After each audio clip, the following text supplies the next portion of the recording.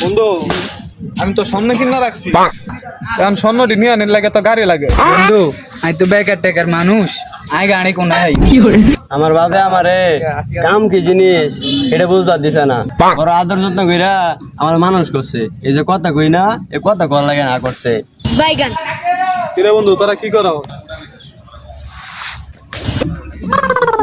তোর ভাই কথা কইতে মানা করে, আমার ভাই স্বর্ণের গাড়ি ছাড়া আমার বাইরে বেড়াতে দেয় না। থাক আমি যাইগা, তখন লগে মনে হয় আমার আর আগামী 6 মাস দেওয়া হইতো না, দিলে আমি যাইগা।